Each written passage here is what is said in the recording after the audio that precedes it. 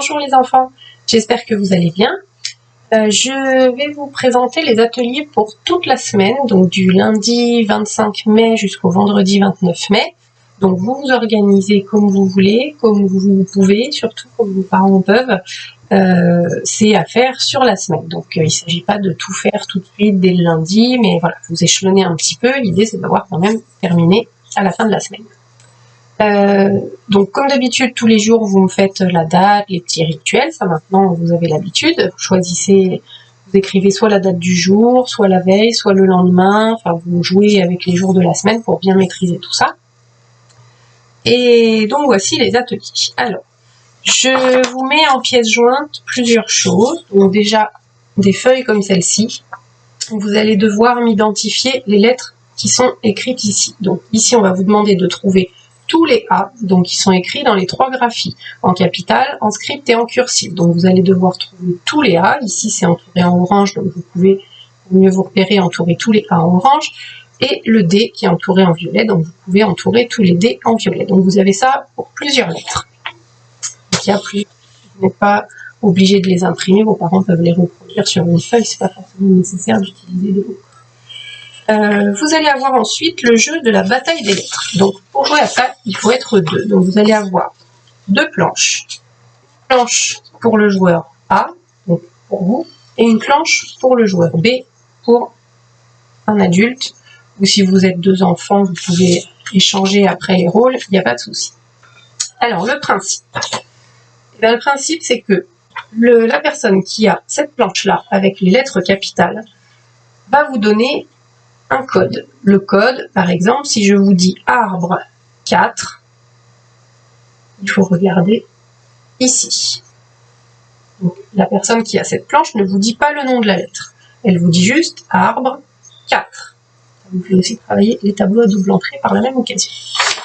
Et vous, avec cette planche, eh ben, vous regardez ce que vous avez dans la case de l'arbre 4. Vous devez nommer cette lettre. Donc, reconnaissez la lettre cursive, le B, et la personne qui a cette planche-là vérifie si vous ne vous êtes pas trompé, c'est bien le B, donc c'est bon. Une fois que vous avez utilisé cette lettre-là, vous mettez un petit jeton ou quelque chose pour pas faire plusieurs fois la même case.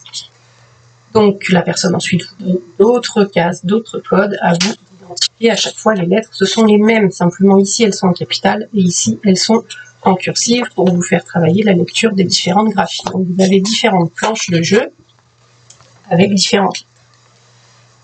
Et vous pouvez intervertir et inverser les rôles, évidemment. Voilà pour ce qui est des lettres. Je vous mets aussi en pièce jointe un jeu de loi.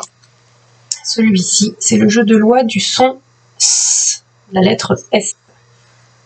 Donc, c'est tout simple. Il vous faut des petits pions et un dé. À tour de rôle, on avance son pion en fonction du résultat du dé. Si on tombe sur une case où on entend le son S dans le mot, on prend un petit jeton, une petite perle, quelque chose. On attend que tous les joueurs aient fini le parcours. Quand tout le monde est arrivé, on compte. Et celui qui a le plus de perles, ou de jetons, ou de ce que vous avez pris, c'est celui qui aura gagné.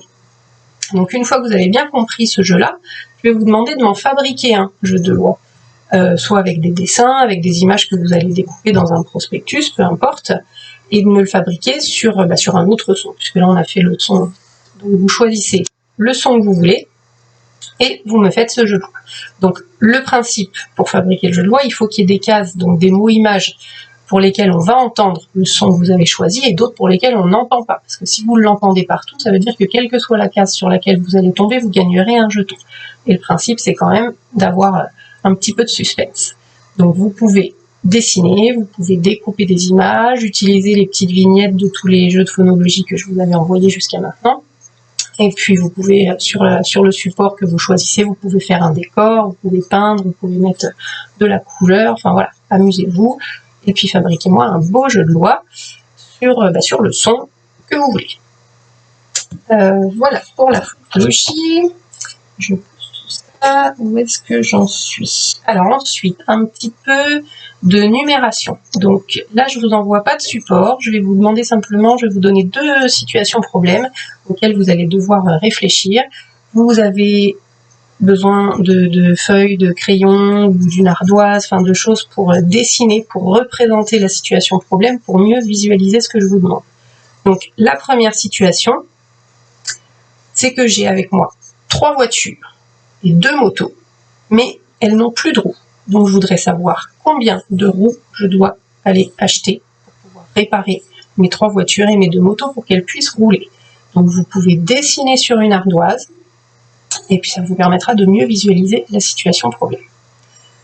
Deuxième situation problème, à l'intérieur de cette boîte, j'ai 4 véhicules, moto, voiture, je ne vous le dis pas, à vous de me dire ce que c'est, j'ai 4 véhicules et je sais qu'en tout il y a 14 roues. Donc à vous de me dire quels sont les véhicules qui se trouvent à l'intérieur. Uniquement voiture ou moto. Il n'y a pas de bateau, il n'y a pas de... Voilà, voiture ou moto. 4 véhicules et je sais qu'en tout il y a 14 roues. Donc à vous d'utiliser ardoise, crayon, feuille, ce que vous voulez et dessiner. N'hésitez pas à dessiner pour représenter, pour visualiser. Ce sera plus simple pour trouver la solution à ce problème. Les solutions à ces 2 problèmes. Je vous mets également un petit peu de graphisme pour me dessiner le collier du pharaon. Vous savez, c'est les colliers que les pharaons ont ici sur la poitrine, le collier pectoral. Donc, à vous de me poursuivre tous les graphismes qui sont là. Vous l'aurez en pièce jointe, ce document, pour me réaliser le beau collier du pharaon. Je vous mets aussi, si vous voulez vous déguiser en pharaon, la coiffe du pharaon. Donc, le principe pour ce travail, ça va être déjà de prendre une feuille et de réaliser un fond, comme vous voulez, la couleur que vous voulez, avec les matières que vous voulez, peinture, crayon, pastel, ce que vous voulez. Il va falloir avoir une photo de votre visage que vous allez coller sur le fond. Et ici, vous allez me décorer la coiffe du pharaon. Donc, en alternant les couleurs, on essaye d'être symétrique. On choisit 2 ou 3 couleurs, hein, comme vous voulez. Et vous me faites une alternance de couleurs sur les bandes. Une fois que vous avez bien décoré cette coiffe, pareil, hein, crayon, feutre, pastel, peinture, comme vous voulez, ce qui vous fait plaisir. Une fois que vous avez terminé, vous me découpez tout le... Voilà, je recommence. Vous me découpez la coiffe tout autour en respectant bien le tracé et à l'intérieur également, puisque vous aurez votre photo. Et vous allez placer la coiffe sur votre photo, sur le fond que vous aurez réalisé. Je vous mets dans le mail un lien pour un site qui traduit les mots en hiéroglyphes. Donc il y avait eu des petits loupés dans le message secret en hiéroglyphes la dernière fois, mais bon, visiblement il y a des subtilités que je maîtrise pas dans le langage hiéroglyphe. Donc vous tapez votre prénom et puis ça va vous le traduire en hiéroglyphe. Vous cliquez ensuite, vous faites un petit clic droit, enfin vos parents vous aideront, un petit clic droit sur le résultat et vous l'enregistrez dans l'ordinateur pour pouvoir l'imprimer et du coup vous pourrez écrire votre prénom, coller votre prénom en hiéroglyphe en dessous, ou alors si vous avez envie, vous pouvez l'écrire d'après le modèle, essayez de le réécrire, mais il y a certains symboles qui sont quand même un peu plus complexes. Voilà pour ce qui est pharaon. Je vous mets aussi en pièce jointe la règle d'un jeu, le Rumicube. Je vous ai mis la règle du Rumicube Junior, je crois. Donc le Rumicube, c'est un jeu avec... Alors attendez que je trouve une pièce. Hop. Avec des petits jetons comme ça. Moi j'ai cette version là. En classe on a la version junior, donc la version jaune. Si vous l'avez à la maison, ben, c'est parfait. Si vous ne l'avez pas, ça peut se fabriquer. Nous ce qu'on va faire dans cette version, ça va jusqu'à 13 en fait. Il y a 4 séries à chaque fois, une série bleue, une série rouge, une série jaune et une série noire. Et elles vont jusqu'à 13. Et puis il y a des petites pièces comme celle-ci, des petites pièces joker, mais ça on va pas utiliser pour l'instant, on se contente des chiffres. Donc ce que vous pouvez faire, c'est les fabriquer. Et nous on va s'arrêter à 10 pour l'instant. Donc vous pouvez les fabriquer, ces petites pièces, sur du papier, vous découpez, vous me faites de 1 jusqu'à 10 en noir, pareil en rouge, en jaune et en bleu. Ça se joue à plusieurs, bien sûr. Chaque joueur va devoir piocher 7 petits pions, 7 petits nombres, sans regarder, et le reste, ce sera la pioche, dans un petit sachet. Alors, le principe de ce jeu, ça va être de réaliser les suites des nombres d'une même couleur, c'est-à-dire de 1 jusqu'à 10, tout en rouge, tout en jaune, tout en bleu ou tout en noir, ou alors de mettre des chiffres identiques dans les 4 couleurs, c'est-à-dire de mettre tous les 4 ensemble dans toutes les couleurs. Donc le 4 bleu, le 4 rouge, le 4 noir et le 4 jaune ensemble. Donc soit je fais des groupements avec les chiffres identiques dans les 4 couleurs, soit je fais des séries avec les nombres qui se suivent dans une seule couleur. Pour pouvoir jouer, pour pouvoir débuter la partie, au début il n'y aura rien sur la table, il y aura juste vos 7 pièces, vos 7 jetons avec vous, et puis le reste dans la pioche. Pour pouvoir démarrer, soit vous pouvez, on va adapter un petit peu la règle, hein, on va faire à notre sauce pour que ce soit plus simple. Donc soit vous avez déjà 2 chiffres identiques de 2 couleurs différentes et vous pouvez les poser sur le plateau, soit vous n'avez pas de chiffres identiques mais vous avez peut-être 3 chiffres qui se suivent dans une même couleur. Alors c'est pas forcément 1, 2, 3, vous pouvez très bien avoir 7, 8, 9. Le tout c'est d'avoir 3 chiffres qui se suivent, une série avec 3 et dans la même couleur. Donc si vous avez 3 chiffres qui se suivent dans la même couleur, vous pouvez les placer sur la table. Si vous avez 2 chiffres identiques dans des couleurs différentes, vous pouvez également les placer sur la table et c'est au joueur suivant de jouer. Donc une fois que c'est fait, le joueur suivant, après, on va pouvoir poser une... Donc chaque joueur, ça y est, je commence à m'embrouiller.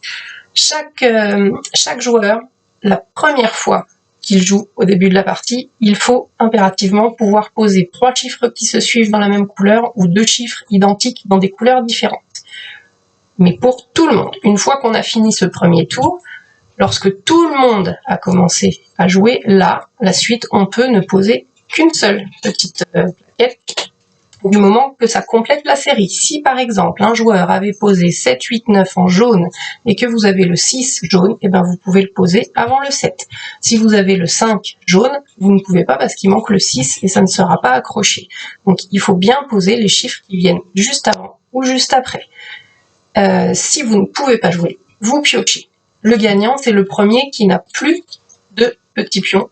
Même s'il en reste dans la pioche, c'est pas grave. Le gagnant, c'est le premier qui a pu placer tous ces cartes, tous ces nombres, tous ces jetons. J'espère que c'était pas trop confus, les explications. Si vous ne comprenez pas ou si la règle du jeu, parce qu'elle est un petit peu adaptée aussi, si la règle du jeu que je vous envoie, c'est un peu confus, n'hésitez pas à me poser des questions. Je pense que j'ai tout dit, je vérifie. Oui, j'ai tout dit pour cette semaine. Donc, écoutez, travaillez bien. Si vous avez des questions, je vous dis, n'hésitez pas. Et puis, j'ai hâte de vous découvrir en pharaon. À très bientôt, bisous.